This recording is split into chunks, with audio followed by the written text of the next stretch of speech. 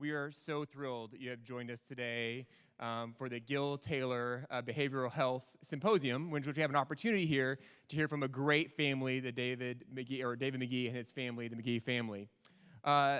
This series was created to engage in really incredible and timely topics around mental health, and in this specific conversation around substance misuse. And so we're going to have an opportunity throughout the course of the afternoon to both hear from David and hear his story, then hear from his family as a panelist up here. But I tell you, we've spent the last 2 days with the Magee family, and you are in for an incredible treat. They are authentic. They are a beautiful representation of Christ's redemption in this world. But more importantly, they are incredible advocates for this important topic of substance misuse and how it impacts colleges, how it impacts families, how it impacts our young people going and trying to navigate a very complex world. And so thank you for our live audience here. Thank you for our virtual audience that are joining us on Facebook Live. Here's my hope for today. My hope is that as you listen and hear and absorb this incredible story, that first off, maybe you'll see yourself or some of your friends and feel like I can take the steps to do something of significance in this world. But if nothing else, you'll see Christ's glory magnified in their authenticity and who they are as a family. So without further ado, you're about to get a ball of energy. Welcome to the stage, David Magee.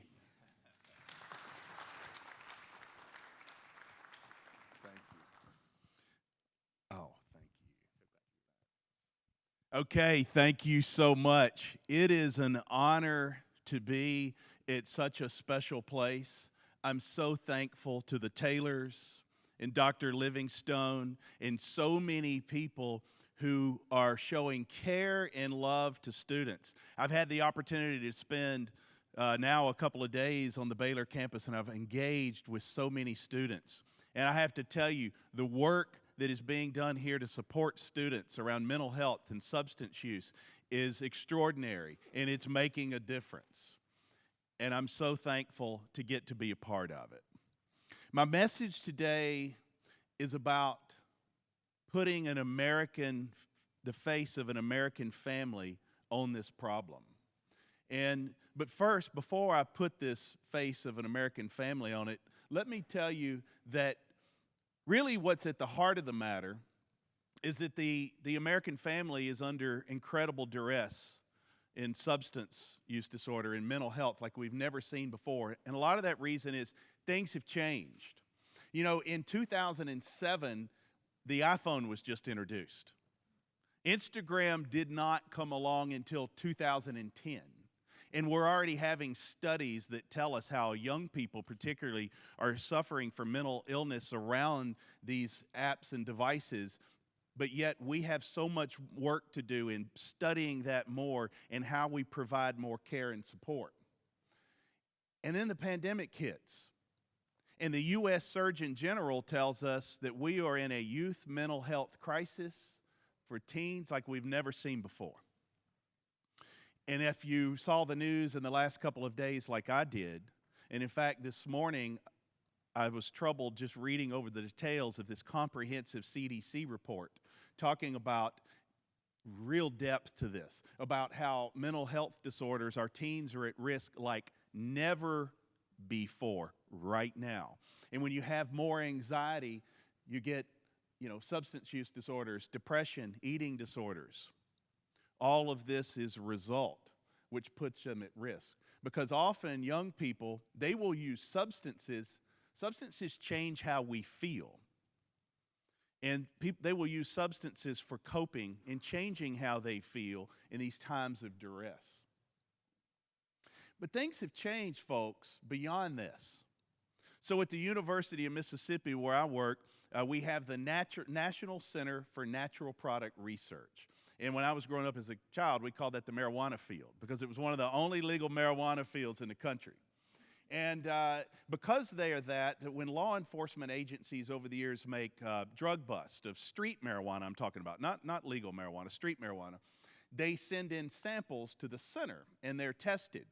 In 1995, That's the number on the left there at the bottom of the graph. In 1995, our center tells us that street marijuana's potency on average was 4% THC, the ingredient that makes you high. In 2021, that's the number out here all the way to the right, that average potency of street marijuana in America had gone up to 16%. You can do the math. That's a 400% increase.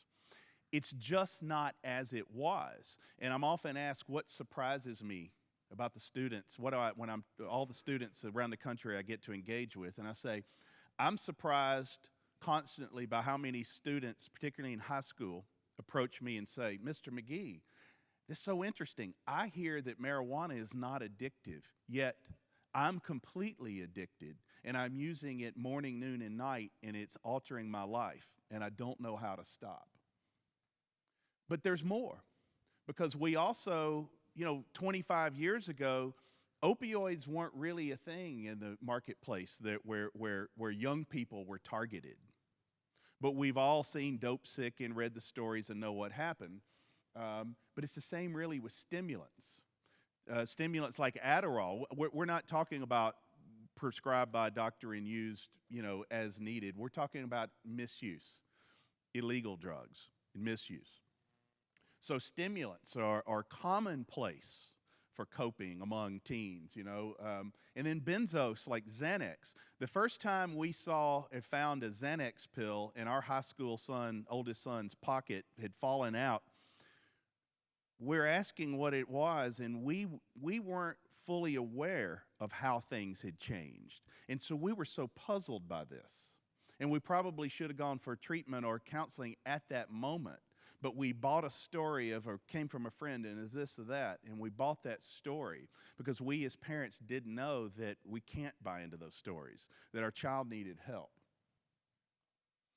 And here's where things get really interesting. It's happening real time as we speak. It's no longer as profitable or good business for the drug lords to grow poppies and make heroin the old school way. They have figured out, as you see in the news real time, that making a synthetic fentanyl is much cheaper. And they also figured out that, fentanyl is really addictive and we can sell that, but some people are afraid of it. So if we just make it and start dusting it into all of our other illegal drugs, we now make fake Adderall.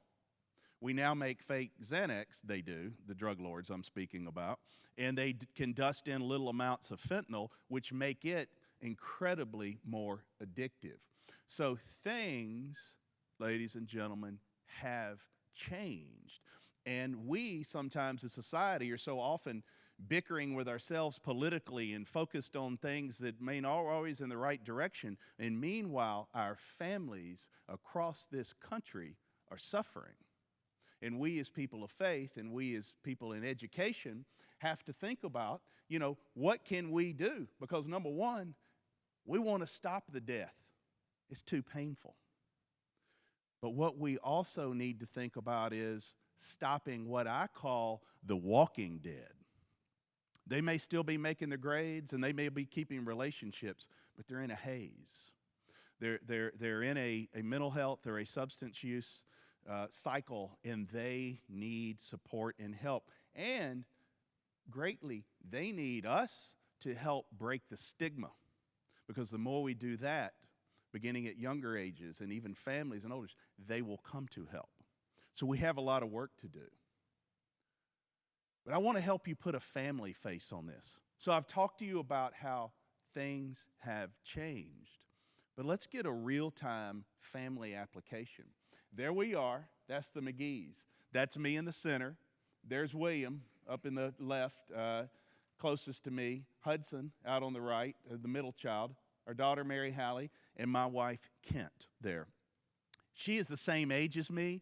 Practically, we met at Ole Miss as freshmen, but she does look younger, but I tell everybody we are the same age. Because here we are getting married, and don't we both look like children then? That's in DeWitt, Arkansas in 1988 at First Baptist Church. And we were a family embarking upon this American dream. We wanted the same thing you want. We wanted our children to have better than we had it. And I did everything I thought in that manual that would be right. I taught a young adult Sunday school class. I was on the city council in my 20s. I tucked my children in every night and said, I love you so much. I coached every youth sports team they were on practically. Girls soccer, basketball.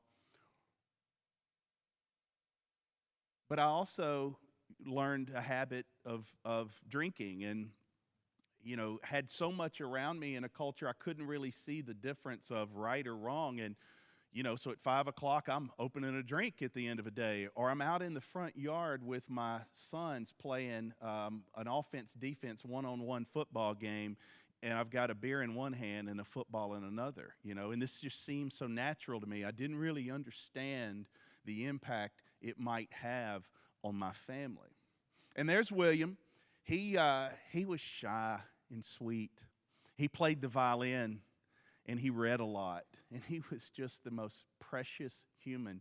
He would sing in church, "This Little Light of Mine," just off key, and he belted out, but it sounded just right.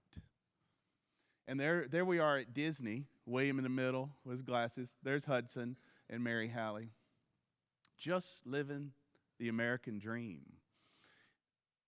William, he could run a sub-11 100 meter, and he was all-state in track in high school, fluent in Spanish. And, he was my oldest. I pushed him. You could go run track in college, and he did. He went to Ole Miss, and he was in the honors college, and he was on the track team, and he ran the 400 hurdles and made it all the way to the SEC Outdoor Track and Field Championships, which really takes some grit and determination, But he self-medicated. He self-medicated that shyness.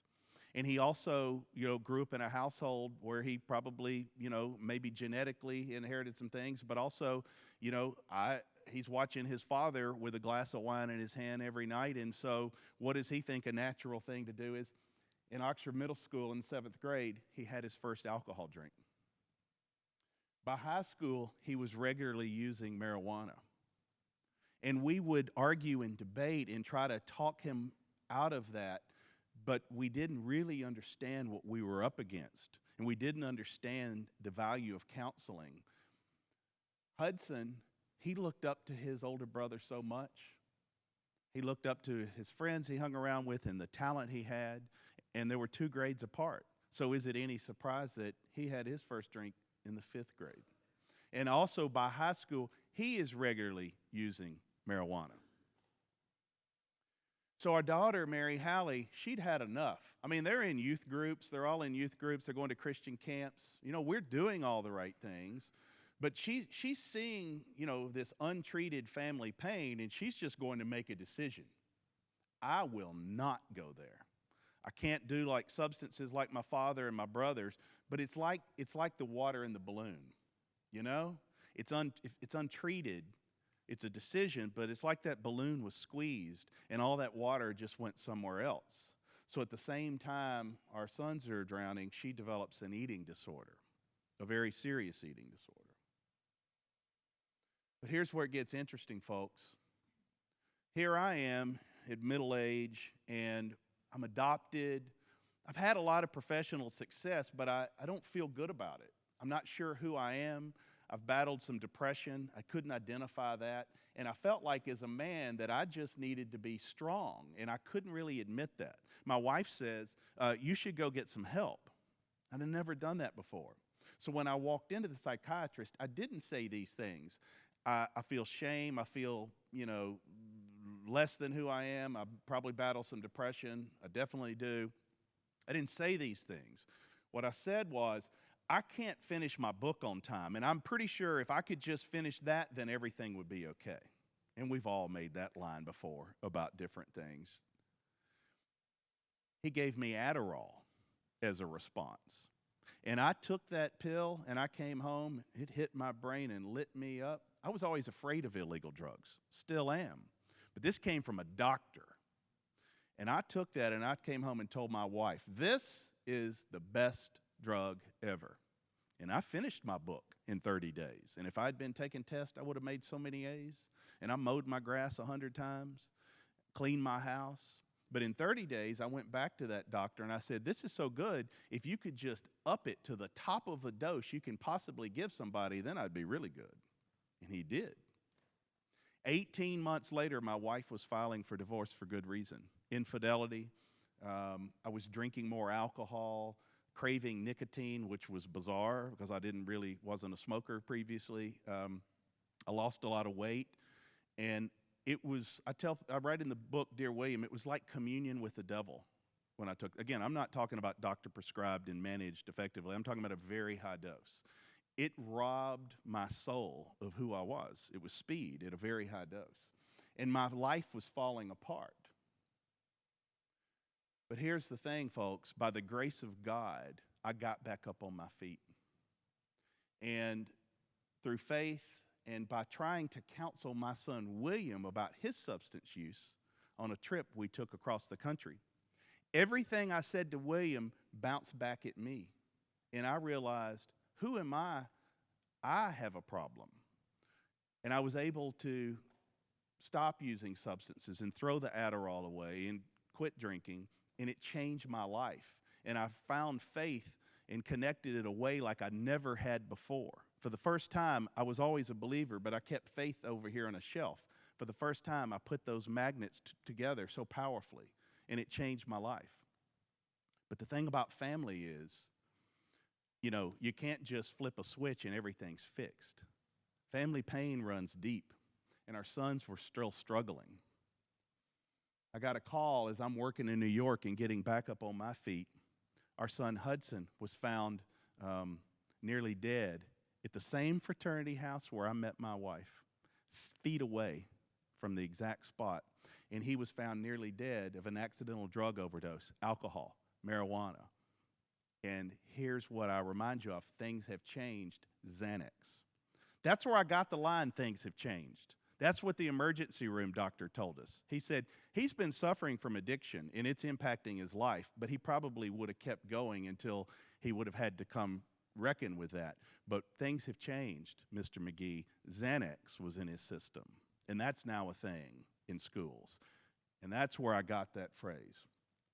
When Hudson came back to life miraculously after 2 days in a coma, a couple of things happened. Number one, he told us about who had a significant problem was his older brother, William.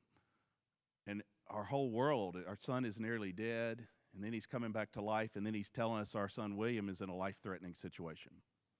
But also, in those hazy days, Hudson began to see the light and realized that he wanted to move away from substances. And we'll talk about that more in a minute. But here's what happened with William. In his mind, he would use substances in college, and then he would quit when he graduated and deal with it then. And what he found out is, by the end, he was so in over his head because the substances were more powerful than he was. He graduated from college, and then he was ready to get help, and he essentially went straight from college into treatment. And he was doing so incredibly well, folks. But this journey is a difficult one, especially when opiates are involved like they were for him. And he was making great progress and thinking about going to law school. And, relapse is sometimes painfully a part of recovery. And a friend asked him to go to a concert, and he was lonely. So he went, and then he thought, I'll have a beer. And then his inhibitions were down, and he had some marijuana. And then before the night is over, he's dead with a mix of opiates and cocaine and marijuana in his system. And I don't wish any parent to find their child dead like me. But what happened with our family is, and I know at that moment we'd been through so much, so many people thought that would do us in. But we decided to throw down the gauntlet because we were retrenched in faith, and we decided we will change the course of our family. Enough is enough. We will fight back. Hudson entered an intensive outpatient treatment at the age of 21.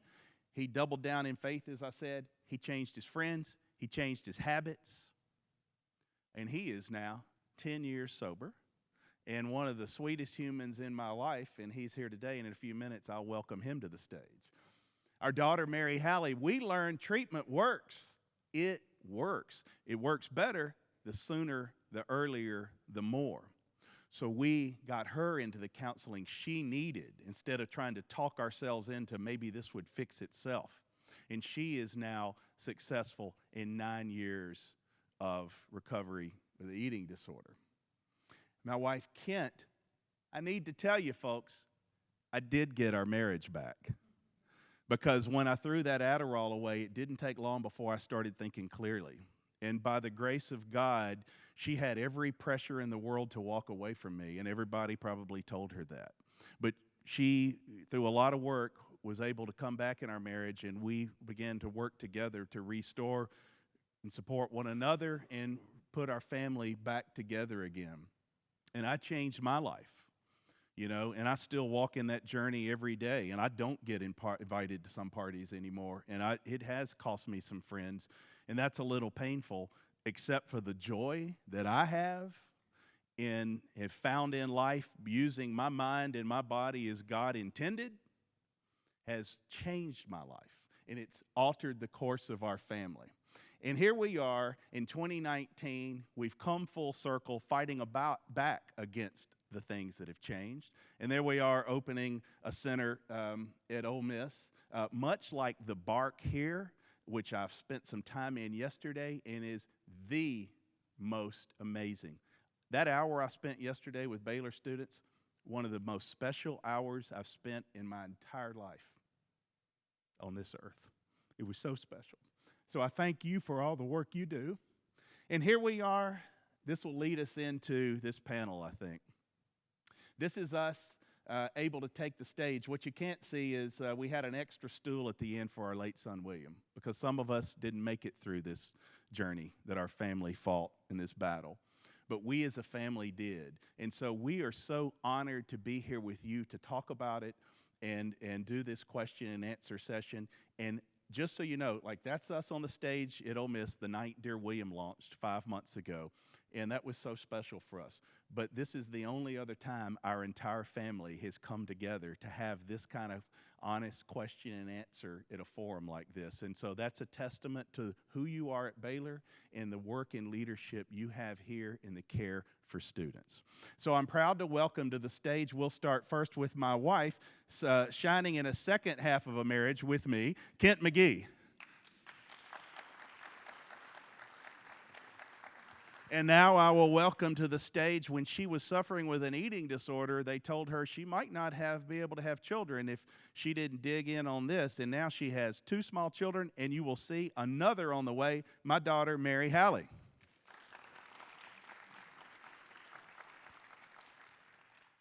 And then last and not least, I call him my miracle child, because when the doctor called us after he was found nearly dead at a fraternity house on campus, and said he would not likely live, and if so, he would have brain damage. He does not, and he did live, and he is my role model and friend, Hudson Magee.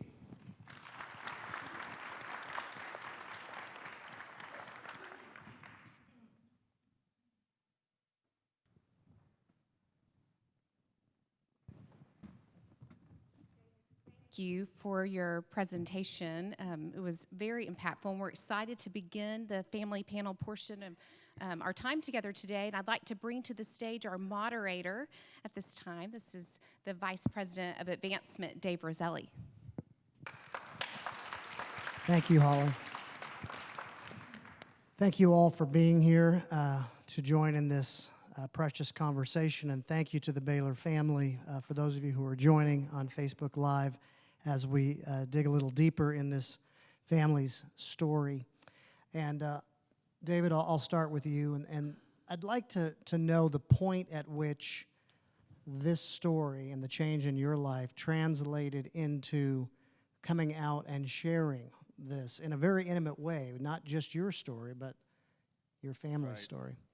So, you know, for so many years, I didn't understand what a calling was because I didn't have one. When I got one, I understood. And so there was a journey of needing to personally grow stronger. But there's a point to where, I was gifted. I'm not saying I'm good at it. I'm just saying one of the skills I have are storytelling skills. Whether I'm good or not, it's what I'm do a lot, or migrate toward. And I feel like since God gave me those, like storytelling has been a part of human healing for the longest time. That's why the Bible sticks around. It's so important. And that's why testimony is so important. And I recognize that, if I feel called, and I was called to help others, that it was so important to tell my story.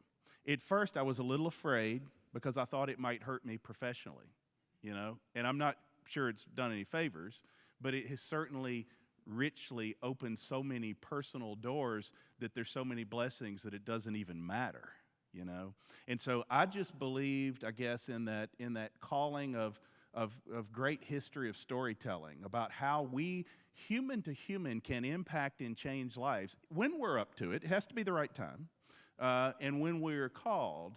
And I'm just trying to answer that call. Was it a period of time before you felt that Great question. It was time to move forward? It did take me some time, and I needed to get fully back up on my feet. And I'd written business and leadership books, and I still had an agent, a pretty big agent. And so I knew I could write this book, for example, but I wasn't ready. It's a walk. And, we as a family were still coming together. I was still on my journey, and it took me that moment to where I really felt strong enough that I knew that I could do it and handle whatever attention came back, and that I knew that I felt like the message that I could share from what I've learned from so many others could offer value, because you don't want to do it for your own reasons. You only want to do it if it can offer some value to help other parents, to help other students in need, to reduce the stigma. Kent, if you wouldn't mind, what was it during that time frame when the Adderall was prolific and you had finally said, I've had enough? What was it that got you to the point where the marriage could come back together? I would probably say that I never totally gave up hope. I felt like that we were brought together when we first met and first dated, and I felt like it was God's plan for us to marry and start a family, and things had become, the situation at home, unlivable, really, and so that's when I just kind of finally drew a boundary and stepped away. But and my friends would all say, even them, it's time to move on, but I just never gave up hope. And so as soon as David did, and like if anybody has a spouse or family or a friend or child that is caught up in this haze of, of substance use, they lose all clarity, and it's really almost like little films come over their eyes, and it's expression that just leaves you every time with every interaction, like, I don't know who you are. That's not the person that I've known. You see their body, and there's like some emptiness there.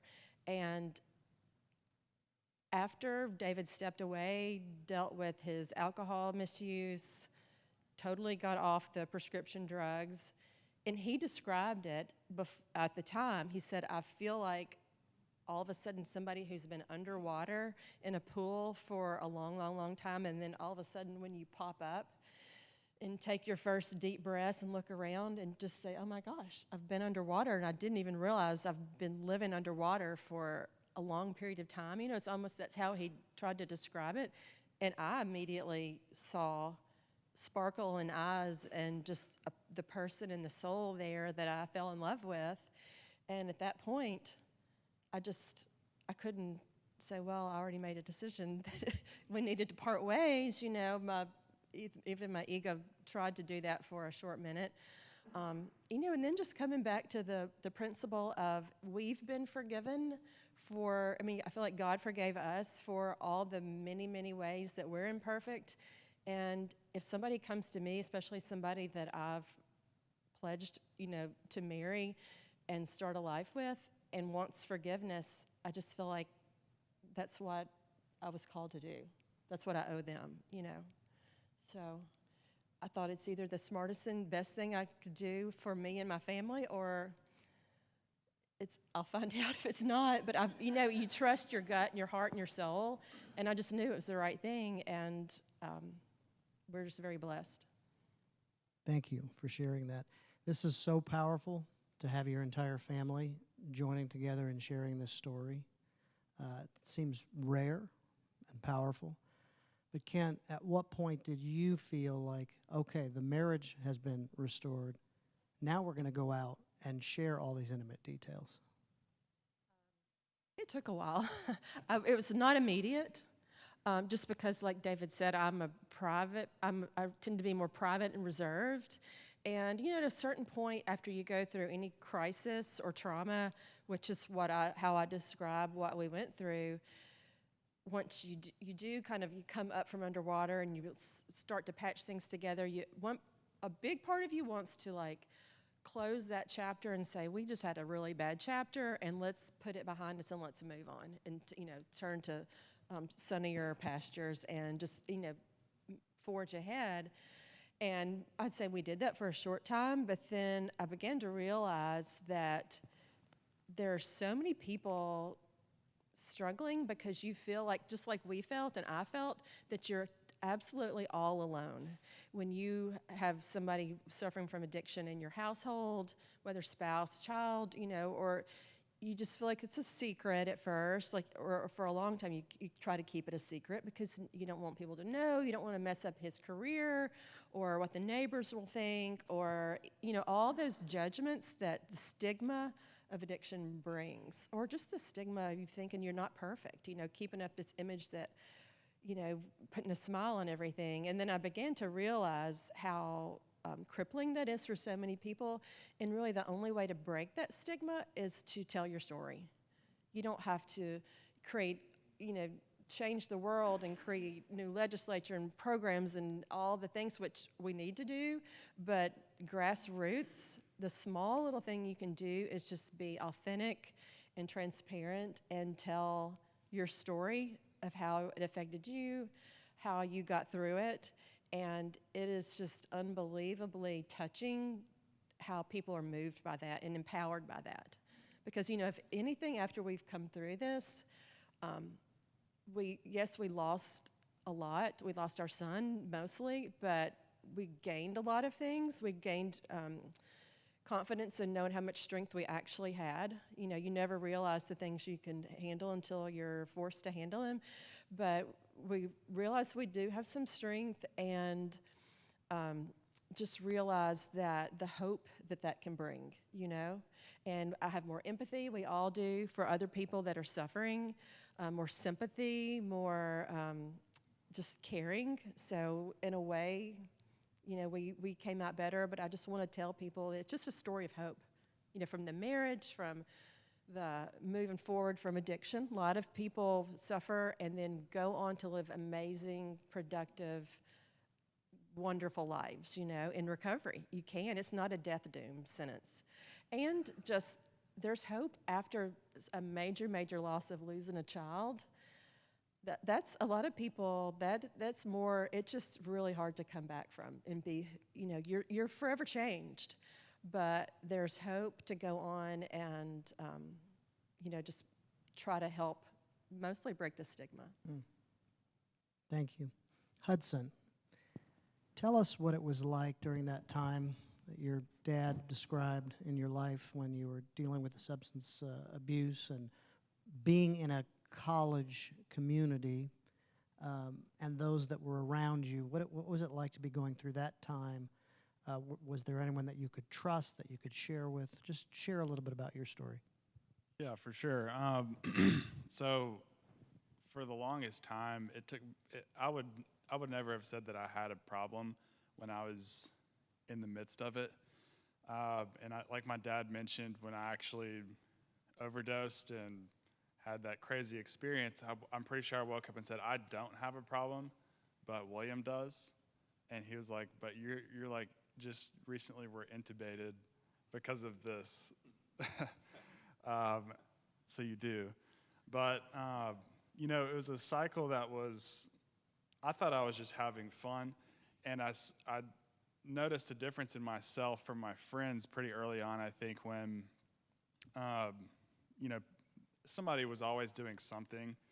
In college, you have friends at the fraternity house who, one group of friends may be drinking one night, but then they won't until 7 days later. But I always found myself bouncing to that party every single night, and then would, do those things by myself too, which I didn't see my friends doing. So I noticed some differences in myself, I think, early on that I didn't come to terms with, and could have done something about that earlier had I had the resources to know what was going on. But it just ended in a way that I was able to just like step back and totally draw a line in the sand and say, recognize what I had been doing and enabling amongst so many of my friends now. And there's no doubt a lot of students that are watching live on Facebook today, and at 21 years of age, share how your faith and a change of the environment was critical in moving you to the place you are now. Yeah, and that was the most difficult part of it for me was being, I was actually 20 at the time, and it's seemingly impossible to not drink or do anything when every single social event, person that I know, and everything that I've ever done for the last 10 years revolves around this. I saw no way forward in a future without it. So it was kind of overwhelming, as a young person to stop drinking. I basically had to draw, like I said, a line in the sand of who I can hang out with or what I can do, because you just create so many neural pathways of how your brain drives you to do those things. And I just had to rip off the Band-Aid basically and move towns, pick up healthy lifestyles like climbing and working, and just simple things, simple tasks. And it was, it's just something that makes it really hard for a young person to make that change.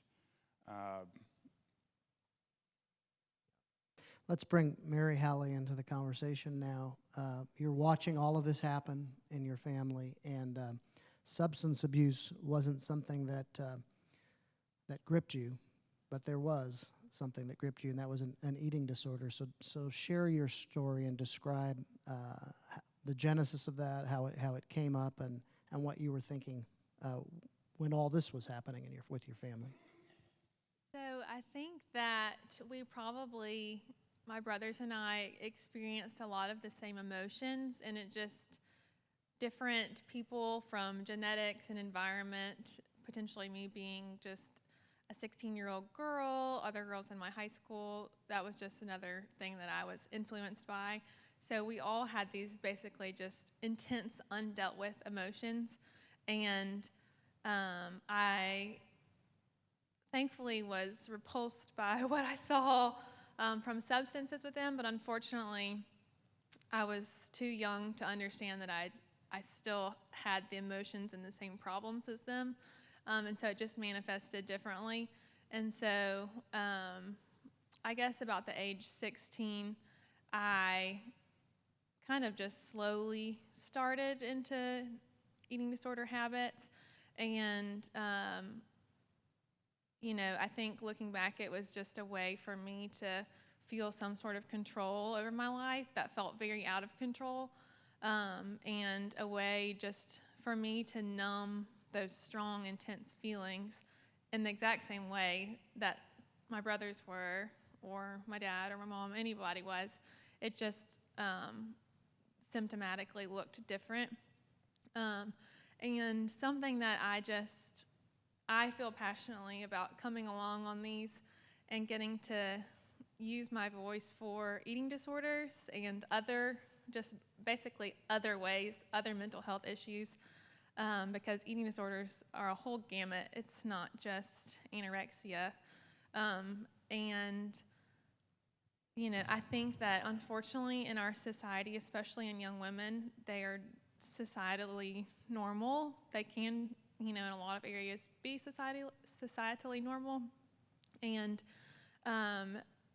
you know, I think that that does make getting help harder, and, you know, realizing that it's a real deadly issue harder.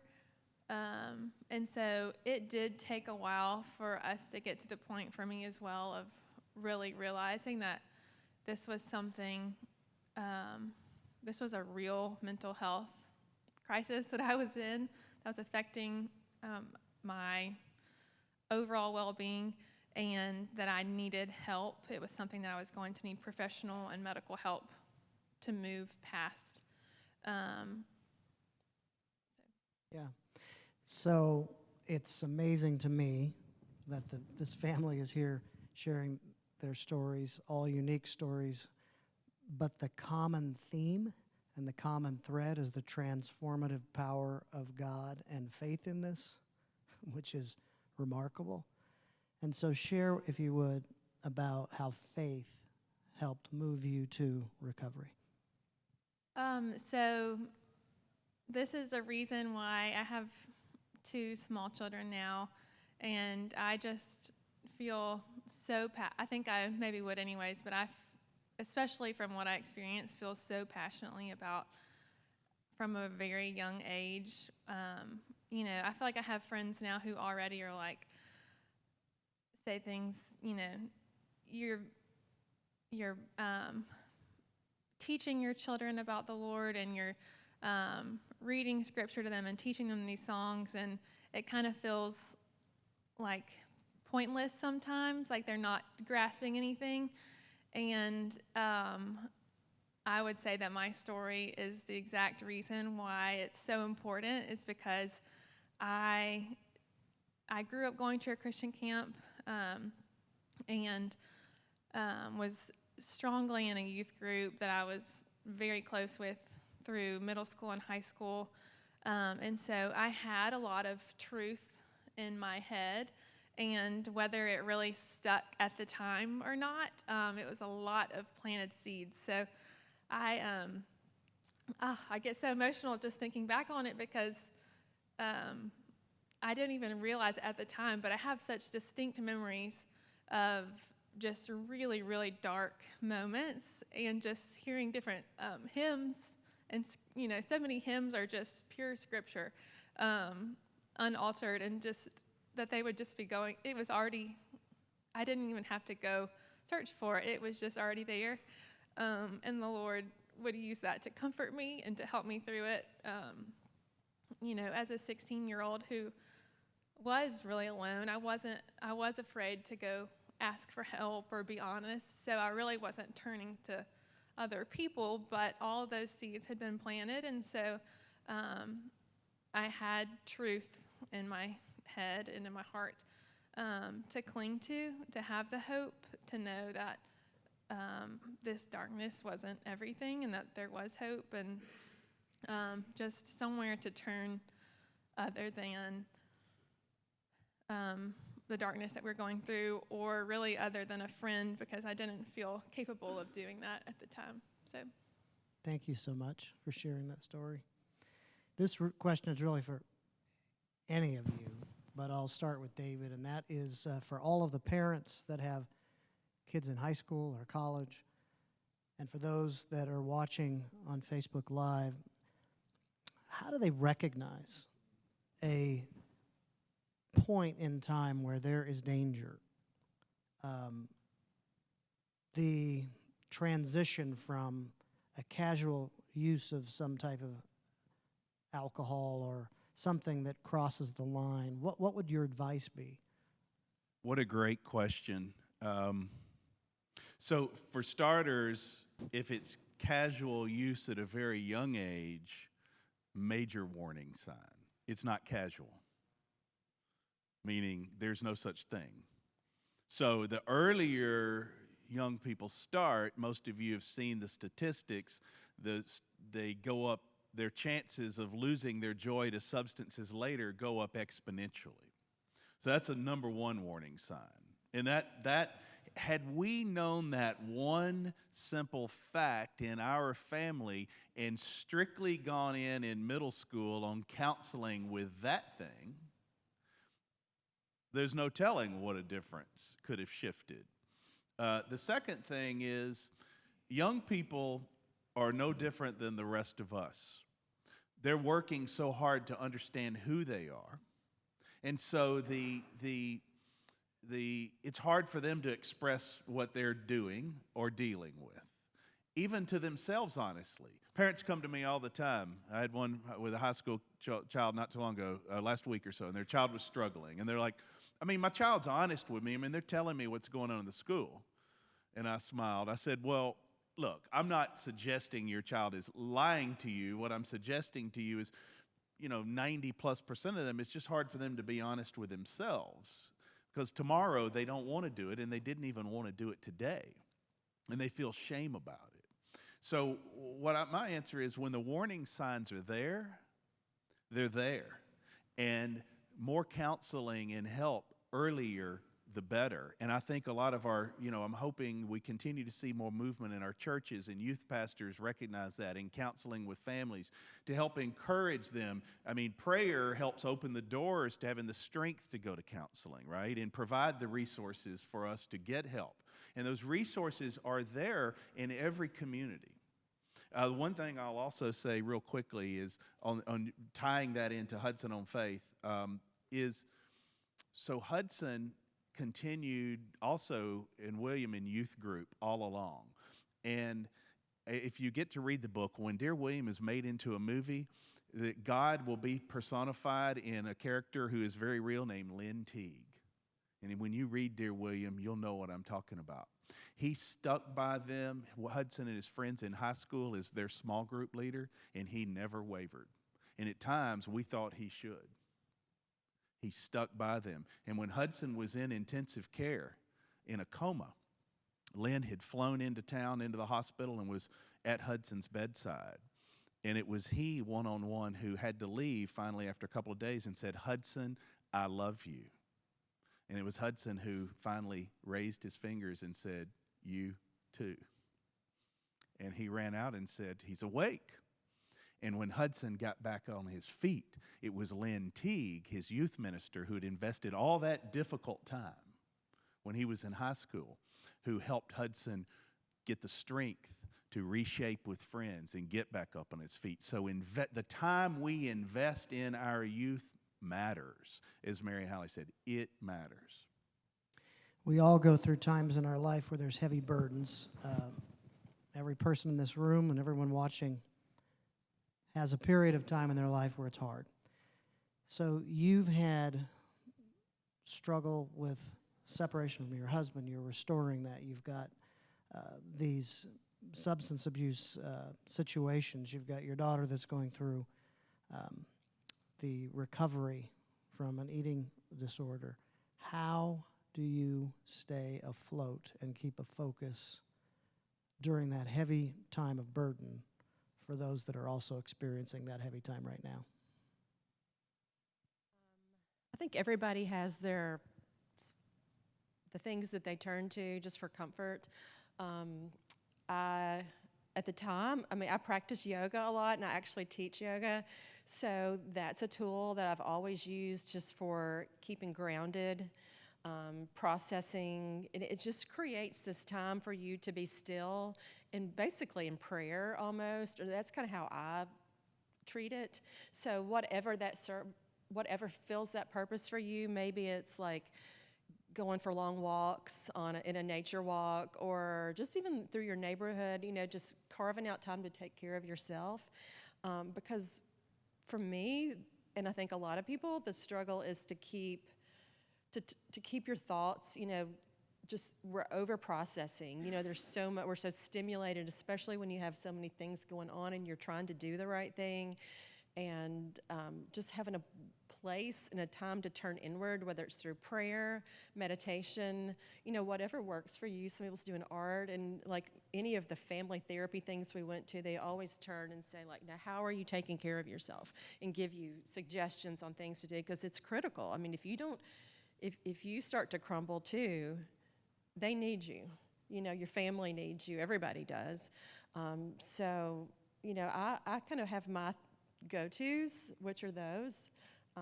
But I always tell anybody, find the things you can do to take care of your self-care, and, just keep listening for wisdom from God, from inner wisdom.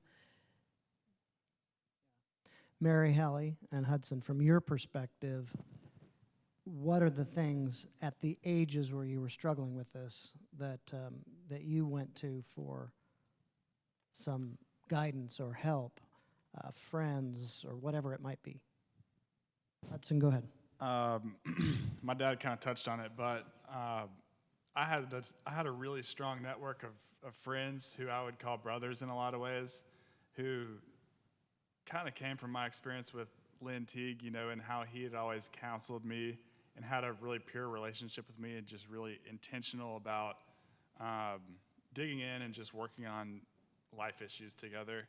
I was lucky to have some friends like that in college who I connected with after my spiral and overdose. That really helped me just create this network of accountability, and also lean on faith and other things to kind of improve my just well-being. But I would say that and then counseling were just two of the biggest points of success for me, as a young person in that position, because you're just so lost. Like when you come out of that haze, you kind of just, a lot of people say you don't really mentally or emotionally age throughout that time of addiction. And you just come out lost, and having those people and those counselors and resources there for me was just the biggest factor to success. And I think even if you're not going through those things, but if you know somebody, there's just valuable parts of that for all young people out there. Mary, Hallie? I actually have similar story, which again just touches on the power of mentoring younger people, mentoring youth, when it feels pretty pointless, or like it's not making some big, huge blast or big change in their life. Is that a lot of times it's planting seeds, and you never know when they might come to you, because that relationship is established. And actually, through the exact same youth group, I had a similar mentor who was there for me for a long time, and I kind of just took for granted. And through those years, I would, as a junior in high school, would stay over at her house on school nights until 11 o'clock. I remember my mom calling me, "Come home, we're ready to go." And I'm like, it was just a haven for me. And she just spoke a lot of wisdom and strength into my life, and was just a safe place for me to go. And I think that it is helpful when you're really younger to have somebody who is a little bit age removed. It's, I probably wouldn't have gotten the most wise advice from a fellow 16-year-old because, lots of obvious reasons. So it was nice to, and I think really important to have a mentor like that, to have a relationship, and not, it was by the grace of God that I had her. And so I hope, if anything, it's just encouragement for us of how can we be that for those, teenagers, college students, because they need it. Well, the story is miraculous, and it's a miracle of God that your family is being transformed and able to help others the way that you're helping others. And I'm sure there are those here today or those that are watching that have been impacted by your story. Any final comments, David, before we wrap? I think my final comment is, we also have our daughter-in-law, Lo, married to Hudson, who was with us all along this journey back in high school when they met in Sunday school class, taught by a friend of mine, and watched us. She could have walked away from us too, and she probably should have. She used to actually work at a small business I owned once, and I remember talking to her and her coming to me like, what's going on here? And I was just completely lost. And then Hudson was going that. And so we have our son-in-law, Luke, who didn't really have any experiences around these, but they are a part of this journey well. And I don't say this to pat them on the back. I say this to relate to you. We have made this a part of our family discussion. Like, we talk about it at the Christmas table, health and well-being. We talk about it with our daughter-in-law, with our son-in-law, who's learned so much. It's just such a part of our life. And if I had one advice to that, I think it's for people to find more comfort in exploring that, and just because it almost can become fun as you grow and can celebrate the joys. And it also, helps break internal family stigma. We always talk about stigma out here. My parting words is always remember in the family, and that's what Dear William is about. It's a book about family, and family hope, and family healing. And that stigma often starts and stops right inside the family. Thank you so much for sharing your stories. Amazing. Let's give them a round of applause, if you would. And thank you to the Baylor family watching today on Facebook Live. I hope you've been touched as much as we have here today. Have a great afternoon.